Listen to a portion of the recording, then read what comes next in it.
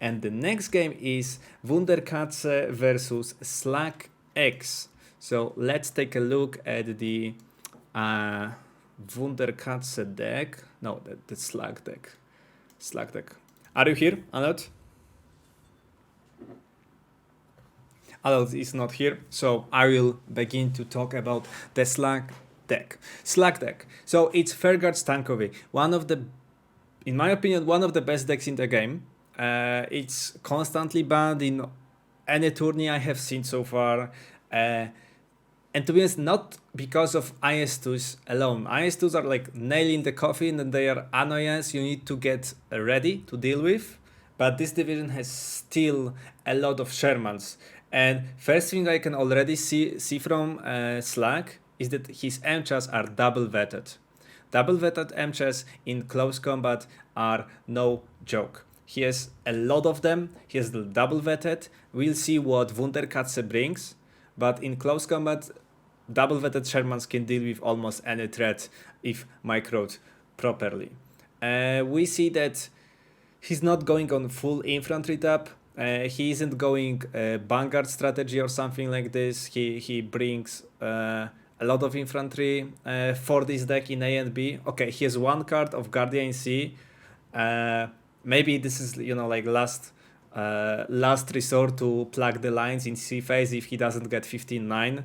And he's only using infantry, which he should do basically in this deck to spot for M-chas and ISs doing the much of the heavy lifting for this deck. We see the VLA combat, so the bike commander.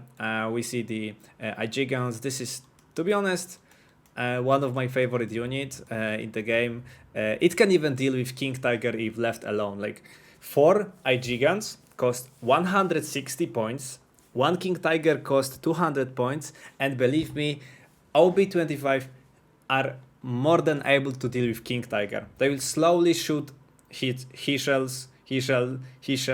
and take damage, take HP from the King Tiger, killing it either. I don't expect King Tiger, but if we see IS2s, why not King Tiger, bro?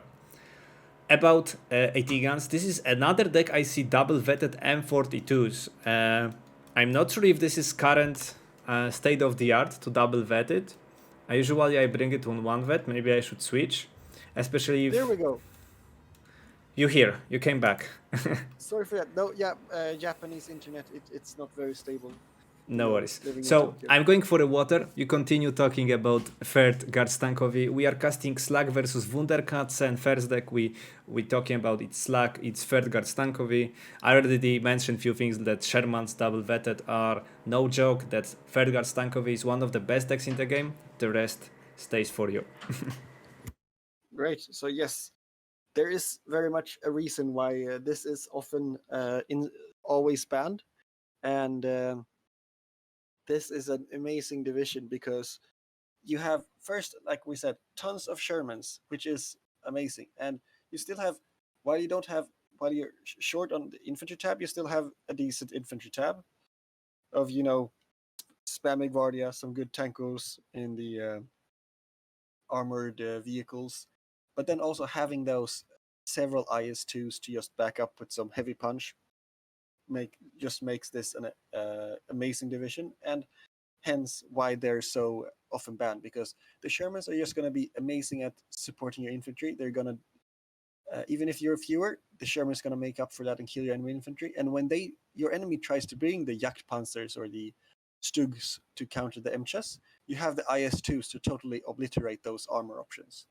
And on the other sides, you still have the PE2 bombers.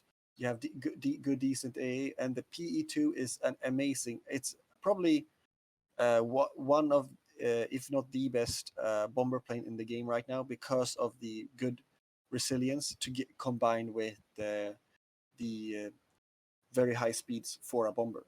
And looking at this deck, I would say we see Vanguard yet again. It looks very standard. Like, I don't have much really to pick at here. Maybe I'm not a fan of Jack 7, but overall, like I said, it's just overall good. Not much to say about this diff. My comment would be I would change a bit A8 up. not only veterancy on 37 millimeters. I would, if you bring two cards in B, I wouldn't bring one of them unvetted at all. Maybe I would upvet one and move the very same card to the A phase. Like Yeah, if you deploy everything of this, like it's more than enough to stop most of the planes in the game. yes, I think I agree. It's just some minor things, very minor, I would say. But yes, that would be the prime one if you would change is upvetting the Senart, and also the M15 AA piece has recently got a buff in availability, going to 240, and it's amazing. It used to be the best AA in the game. If it's the same, it's still up there among the top A pieces in the game, and because it has the mix of several smaller A guns and a little bit of a higher caliber gun at the same time. So I would very much recommend is if you have M15s in your division, take those AA pieces. They're great. Yeah, and speaking about bombers, I think that shoutout is to PE2. This isn't considered like uh, diving fighter bombers because they drop for very high altitude. And just reminder, the closer you are to the EA, also in terms of attitude, the more accurate it is and more deadly. So dropping from the higher altitude is actually not that bad, and usually bomb dispersion is not that big to feel the pain from dropping from or like positive benefit from dive bombing strategy. Also, this is very good resilience, 450 kilometers with bomb, even faster without. It goes to 530. So it's basically one of the fighter bombers we can consider very, very good NOP in the game. It's very hard to catch, it's very hard to stop, and even harder to kill because of very good resilience. Exactly, and I feel like Yak 7Bs he has, I think they're on the opposite scale. They're one of the worst, the Yak 7B rocket plane. I feel they're quite crap. It's still, I think it's still more than enough to kill a Tigan in the open, right? If you see some annoying 6-pounder or something, you can use it. But yeah, I'm not that fan of Yak 7Bs and especially the racket version either. Maybe I would bring just more PE2s because I just love them. But this was the Slacx deck. Let's go to Mr. WunderKatze deck. Mr. WunderKatze, let me see your deck. You are playing. Oh, that's interesting. This is balanced second ID. This is balanced second ID. And you usually talk about player having like Vanguard deck. So people choosing Vanguard deployment type, so income, and having deck still more oriented into C-phase push in terms of equipment, in terms of deck depth, in terms of ability to go for attrition warfare. And here we see we see balanced deck, but not really much of cards in C-phase. Only one infantry in C-phase for whole balanced deck. That's indeed interesting. I think if you have so much stuff in A and B, you could easily go Maverick or Vanguard yourself. Sorry, I dropped out for a second there again. Stay doesn't seem to be liking me. I would say yes on that. First, what you're up against Vanguard. So first, I would say you're in tough because, like we said before, balanced versus Vanguard in when we play in a Greenhorn Cup, that makes it very tough for the balanced player. And like you said, maybe, but 3 cards of infantry in B. Oh, or sorry, there's technically only 2. There's leaders, so he doesn't. 81 infantry isn't that much, but still, you're gonna have more infantry than third guards tank corps. One thing I think here is that there's yet again a bit much to artillery. That's not what you want to do. And if one thing is that the M10A1, I don't like it. I don't think it's a good AT gun, and you're missing out on 2 things. First, the 6-pounder, which is an amazing AT gun. Like you really want to use that, and he doesn't use a single one, which is I think is a really big miss. And on the other side, bazookas, because this your normal infantry doesn't have the a lot of bazookas, but this is special because they have these American bazookas. They have twice the availability per card per phase to any other bazooka. So you get 8, 16 in A and B respectively. So having a card, even if you have a card in A, one card in B instead of another M10A1 destroyer, that's so many bazookas that's going to help you against those annoying Shermans. And Yeah. So my comments would be ones instead. my comments would be first, if you are playing balanced,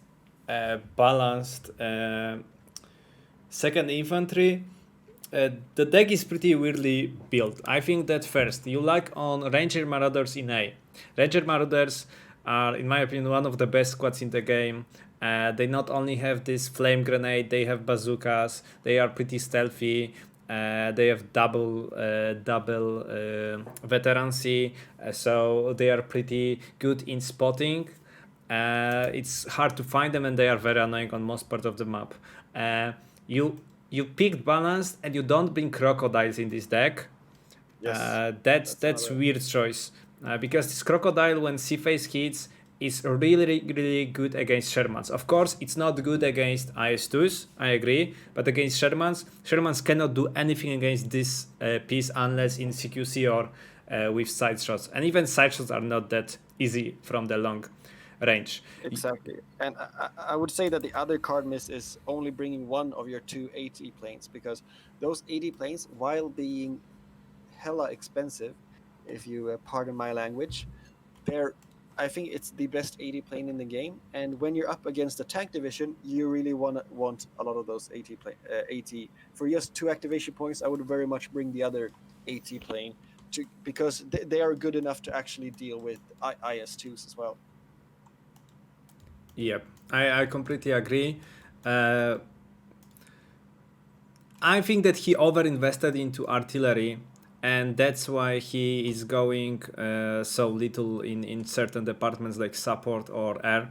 I think that, okay, you have six mortars for 40 points, 60 millimeter. That's perfect. 27 rate of fire is no joke. Pretty easy to resupply. They can lay smoke. They can support your infantry. They can force out IS-2 from annoying position. Suppress enemy EA. That's perfect.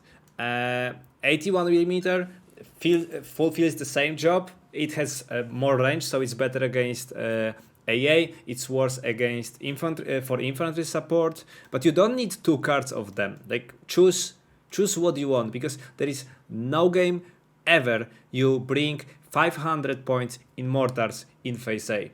I'm pretty sure I usually don't see people bringing all 4 mortars in phase A if they bring the 81mm, not saying whole card of 81mm and whole card of 60mm. That's not going to happen. And not only this, you also have the 105mm howitzer, 3 of them. Okay, they have supply, I know why you picked them, but that's just too much. That's basically all your income as balanced in A for artillery, and against any decent player, it's not going to happen. Against Sherman division, it's not going to happen. Against Vanguard, and against Vanguard player especially as well. Like, I feel like that's the thing, is like generally when you're up against a Vanguard player, that's when you lead howitzers even less, because it's not going to be a long game. Because if you stabilized in the end, where usually you bring in artillery, that usually you stabilized enough to actually win the game, because or when you bring in the artillery will take too long time to give you value, and you will already have run out of time and lost. So instead, usually, if you want to really tailor, because that's one thing that you tend to see here, like. Okay, I'll not drop out again, so I will continue. The thought is that he overinvested into artillery. That's not going to win you the game, and you won't be able to deploy all of this for sure. One more thing. You bring one leader in artillery tab, that's okay. You bring in A, that's also okay. Usually people bring in B, okay. But then you bring Sherman leader, you bring infantry leader again, and infantry leader in B. That's a bit too big over investment. I think especially like you need to choose if you want this artillery commander or rifle leader. Rifle leader, I may understand why you want to have them for the bazooka, but slots in artillery tab are cheaper for you, and you have bazookas here for smaller the cost. So why not? Also, no basics. There are people who like basics and people who hate them. I personally like them because they have very high availability, and as mentioned many times before, most of the time infantry doesn't win you the game. Most of the time infantry is the thing which holds the front line and prevents enemy from winning the game. That's the role of infantry. Infantry ensures that you don't lose your front line, that your front line doesn't collapse, that your support equipment is protected. Sometimes protected doesn't mean that infantry will kill any single threat which is coming.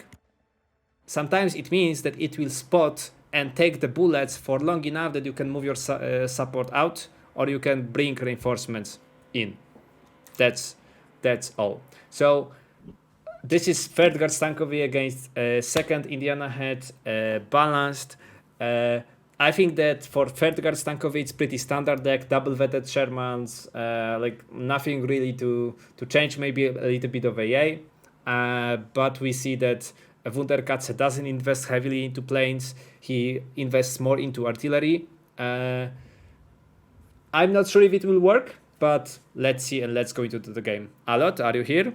Yeah, I'm here. Sorry, it's poorer than usual even. Damn it. And I'm living in Eastern Europe. You're living in the exactly. first world country. This is why I want to move. Yeah, this will be pretty tough a game for WunderKatze in my opinion, but we'll see how he manages to artillery spam third guard Stankovi and don't lose to overwhelming force of Vanguard players. So let's load the game. The map is Orsha East, and I will drop the no spoiler scene as soon as we load in. Okay. Bam. Bam. So Orsha is the map we have seen a few times today. In my opinion, one of the most balanced map. There are several parts of the map where engagements happen. One is this left side of the map, where both parties usually send CQC troops.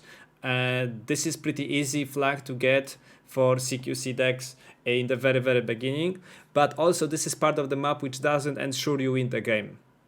Unless there were certain matchups we have seen, like Morskaya Pichota against Ler, that the guy used this road completely undefended by Morskaya player. We know that Morskaya doesn't have any tank in phase A, so he was just able to rush SPWs around almost to the spawn. But other than this, winning this side of the map usually doesn't win you the game. What wins you the game most of the time is dominating the middle hill. Because if you are able not only to get the flags here, you are also able to fortify on the edge. And even if not fortify on the edge, enemy needs to go into CQC where you can ambush him, ambush his tanks. And unless he's like completely superior infantry or planes, he's not going to have easy task taking it. By the way, a game starts in 5 minutes, 10 seconds. Yes, I'm ready at 5:10 when you are. All right, so... Okay, 3, 2, 1, let's go. Yeah, it's like you said, that sudden force is usually quite important, not in that it wins you the game, but it puts pressure and it's very hard flag to take back. So if you get it, it's a nice, like you're on the pressure, you put your opponent on the pressure, you have like a flag that he's gonna have to invest heavily to get back, and then it makes you able to focus your forces elsewhere. To take the places where you really win, while your opponent is just straight up a flag down. So even if you're not yet winning, you're still up ahead. And here we see some, I'm quite surprised how well Slacx managed to take the city here. One thing I would give a suggestion here, which is maybe a bit more advanced, is that when you bring up like this, you rush your octos in the start up to the front line, and that's the standard move, and it's a good move here from Slacx. What you need to do is, if you see the front line just pulling back, that means that the enemy is not coming with anything fast. What I would do is just reissue new orders to Octo to take a little bit forward. So if those two Octos would have gone to the very last buildings, like the second to last buildings, instead of where they ended up, they would have been now in the face of these two rifles and really harassing them hard. But on the other side, Char takes a good recon spot with his recon now up in the middle of the church, and that's going to give him some great vision over this middle area.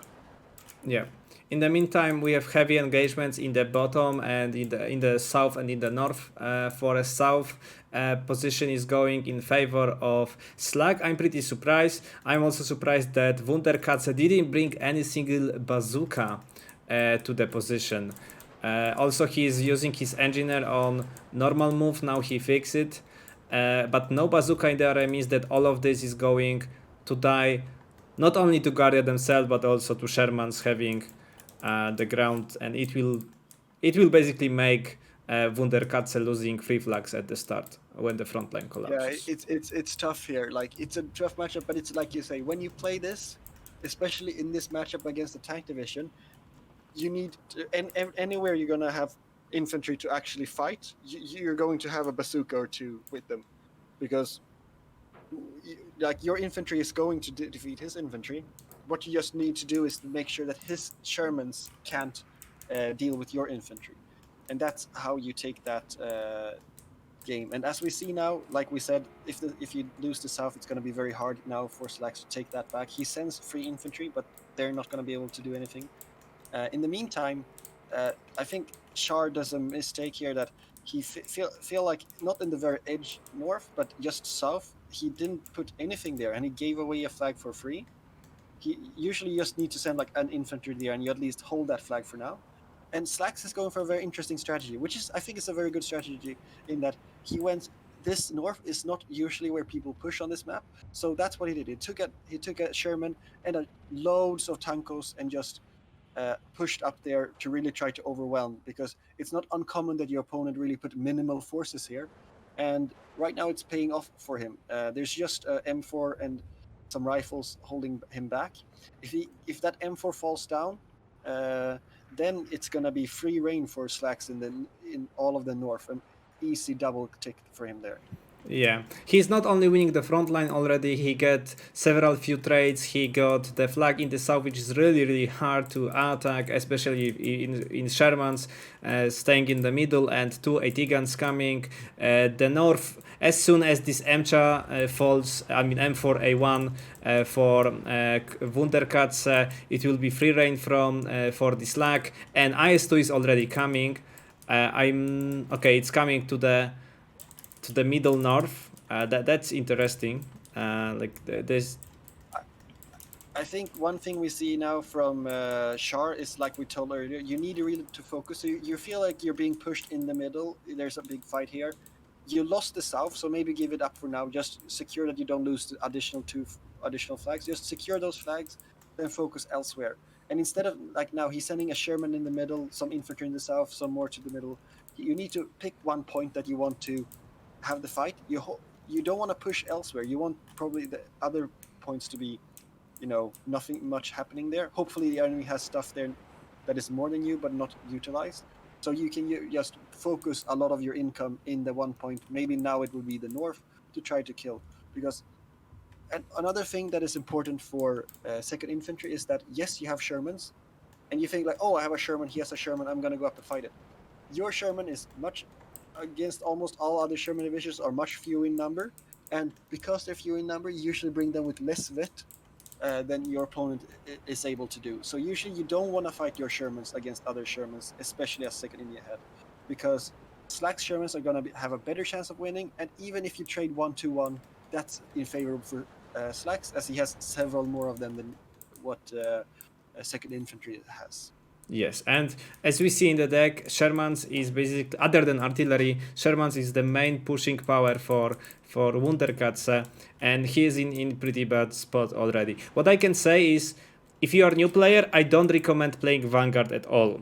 Second thing, because it really takes some experience and knowledge about the game how to play Vanguard. Second thing, you picked You mean you balanced or sorry, no, Vanguard? no. I mean, don't play balanced. Play Vanguard. That's Yes, what I exactly. meant. And looking at the deck from WunderKatze, he's playing balanced, but his deck doesn't really look like balanced. This looks like old school. Yeah, exactly like a Sean deck from season 2, where like income is only a number, and like the matter where he push and who is offensive first. Second thing I can tell for WunderKatze, don't panic. We can clearly see from your deployment and what you do, what you bring, is that you bring a little bit of here, a little bit of there. You can do that, but what you should do, you should send like one infantry squad to guard the flags and eventually spot any potential further offensive movement from Slacx in the south and focus on one single area. Because if you try to plug the holes everywhere, and enemy, even if enemy is doing the same, he's vanguard, so he has more points, he'll have more stuff, you will lose in the end of local superiority. And even worse, when he is focusing on one single area, bringing tanks, bringing infantry, even IS2, you just Yeah, don't have means to stop this. yeah, and we see now he bringing M10 A1s instead of if those M10s would have just been tank destroyers instead that he could send to the middle here, it would be so much better because M10s you're often gonna face Shermans and that's like even as an M10 against a Sherman, it's like yeah, you think that it's a good matchup, but it's not as good as you think. Like you like just having an AT gun that is both cheaper and much more efficient. I think it's going to show here. And like you say, he's spreading it out his forces. All he needs is send an infantry squad to take back the additional flag he lost in the southern barn. If he takes that back, okay, he's not going to take the southern area anytime soon. Just take back, hold your two flags, and then really focus your forces on stabilizing somewhere else and pushing Slacks back somewhere else at the moment. Yeah, one thing I can already tell as a tips for newer players after watching several games of Greenhorn tournament is that, because from what I'm looking at the artillery, even off maps, how you use them, you use them that you just fire at position and do nothing else. So you do that when you expect your artillery to kill, and you expect your artillery to kill when you have critical mass of it, and those are heavy equipment. Rather than this, where you bring light mortars or off map, you bring it mostly for suppression and sometimes occasional kills. Maybe you are able to kill AAPs in the open with mortars, but for sure you won't deal with enemy defenses and heavy fortified infantry in buildings and green forest. That's not going to happen. Sometimes even with off map. What you should do, you should use your mortar to directly support your current endeavor and push. So if you see that your infantry is engaging another infantry, bomb it. Or you know from previous engagement that there is engagement, bomb it or mortar it, then push infantry to capitalize and kill or either surrender completely suppressed squads or like half suppressed, so your infantry will win either way. When you are just firing mortar into position you expect there is something, most of the time you won't achieve anything. I think he will not even kill this AT gun because this is in the green forest. This is light piece. You are wasting ammo, and mortar without ammo is basically like dead mortar, at least for this point of the game. Yeah, very much. And here we see the other issue again. I think that Slacks in the center. I think he doesn't need the IS2 right now. His Shermans are doing a great job themselves. So I think the IS2 are a bit overinvestment from Slacks. And the other one is that now he's pushing up here, taking the points in the south. But he could see that the front line was so far back, he could have taken up this a bit earlier. But now he's doing the right thing.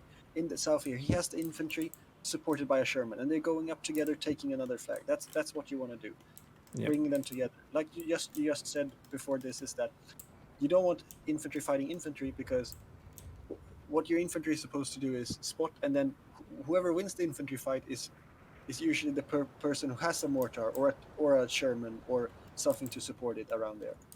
And now we see that the M10 is going to get totally. Oh, yeah, that's a good thing from Char. He sees that the M10 was engaging a IS, and he pulls out. That's a good call. Like you don't want to do that fight. You don't want to do a fair fight against IS2 there. So that was some good micro from him. I agree. But speaking of this IS2 in the middle, I don't really think that this IS2 is needed. Like if he brought 3 another Shermans, it would give him much more value. Maybe he wants to just fortify and settle this IS2 guarding the position. In my opinion, it's risky because you can still lose it to some random bomber, random shot, random side shot. Like 3 Shermans spread around or even going in the pack would probably push WunderKatze completely off the hill. And then if you push WunderKatze completely off the hill, you park IS2 and it's GG at this moment. Yeah, I agree. I think that his idea was probably that he's taking the north, he's aggressive there, so that's why he invested in an IS to just hold defensive. One great thing from Char we see here, he's smoking off that Sherman, and then he moves up his M10. So now it can unopposed. So that's a great move from him, and I think that he's going to be rewarded here. Great combine here. He smokes off the enemy tank, then he moves up his tanks and his infantry with a bomber support, and that's what you want to do. Oh, and he even gets to kill an enemy plane. In addition, that's really good play here from Slacx. Even though he's very much locally fewer in number, some good plays here is giving him some ground back in the city. Yeah, but I think that deck composition, deck choice, income choice, sealed the fate kind of for WunderKatze. I didn't want to say that the game is lost in the deck builder or like the ban and picking stage, but leaving open one of the best decks in the game and going with a second ID deck with basically Vanguard cards and balanced income is crippling yourself and giving your opponent handicap like out of the horizon, to be honest. Yeah, I think so. That's the thing. Is like Char, when we see him, there's some things that like we say that he needs to get better, and if he gets a bit better deck and does these things, it's a very good game he's playing later. Like we see in the middle, he's doing some great micro plays here with his using combined arms really nice and the smoke off map, which made him do trade very efficiently for his poor for the few amount that he actually had.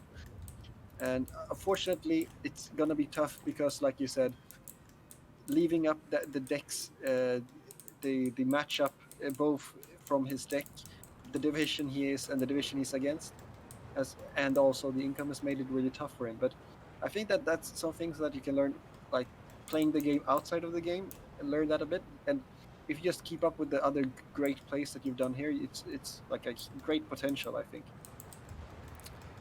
We can see that Rifle Leader is looking for the tank. Sadly, a bit mismicroed.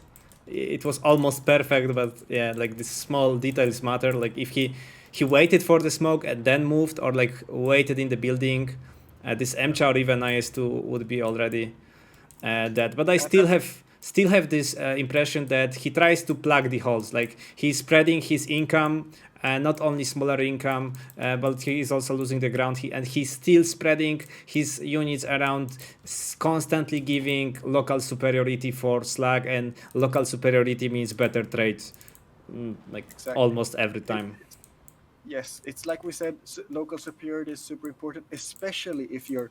That's why we say that balanced against Vanguard is tough, because it becomes even more important when you're balanced against Vanguard, is that you really focus the little resources you do have to take those critical points. Now, because now he's doing some good points and seem to be taking back the South Forest if he plays correctly. His Shermas is a bit behind, but unfortunately, time is running out for him as his north was just totally collapsed. But I think it was a good play from both players here. Yeah, I think that WunderKatze didn't play that bad other than a few rookie mistakes he did. So trying to plug all the holes at the same time. I mean, it's fine to send like one Guardia or in this case like a basics or rifle squad to the back to just hold the flag so not whole frontline collapses, but you lost only one or two flags when you lost the initial engagement. But spreading everything, one infantry across the front line, that's not going to work, especially when you have lost your initial engagement. You do that when your initial engagement is going good, you are going for long game, and you want to fortify across the board because you know that enemy lost his thief, for example, he lost several tanks, so you know that at least for 1 minute you can hold. That's okay. Another thing is like when you slowly like amassing the force because you are trading better as a balanced player. That's also a good choice to try to spread your infantry units around, and then you can probe, you can spot, you can see, maybe you can upgrade enemy infantry. Okay, but in the case when you're losing the front line, enemy is trading better, and he's getting important spots on the map like middle hill edge. You should never do that because he's vanguard, he has more points. You need to basically try with smaller amount of forces to try to beat enemy who didn't only won first engagement, has more income, has like better equipment like double vetted Shermans. So you need to use the only advantage you have is defensive position, and that's usually not that easy to do. And when you give enemy another card, so another superiority, local superiority advantage, because you're constantly feeding infantry units to the front line instead of amassing the force which can withstand the opposition, then it will end in this. He didn't even trade it that bad, but because of his playstyle, he lost so many flags that he lost within 15 minutes. Alet, are you dropped again? No, I'm actually here. Yes. All right. And yeah, I agree. It's like we said, local superiority is very important in this game. And as we can see, Sherman did Sherman things for both sides. Shermans were doing both great, but as I said, like if you're second US, you don't want your Shermans to fight other Shermans. You want to deal with enemy Shermans with bazookas or the 6-pounder. And unfortunately, you didn't have any. He didn't have any 6-pounder in his decks. Yep. So several mistakes for Greenhorns which are repeated from game to game. And first is try to push when you see opening in the enemy front line. When you see that enemy is collapsing, like the front line is collapsing, when you see that you killed a lot of stuff, then you have like 1 minute window of opportunity to move around, to get better position, to ambush enemy reinforcements, or to force them in disadvantageous position. Like, sometimes you don't need to kill infantry in transport to completely negate his reinforcements. Just force him to unload in the open. One Sherman is more than enough to do it most of the time. Second thing, don't try to plug every single hole at your front line at once, because this is uneven game for you already. You lost initial engagement, enemy is vanguard, you are balanced. It is not going to happen. Your goal when you are already losing is to stop the bleed, maybe attack in one area to get one flag back, so it's 14-10. Fortify, wait for enemy to lose his equipment pieces, ambush it, and then slowly build up to push back. You are not going to win even trades across the whole front. That's not going to happen. Lose slower, yeah, that's some kind of advice.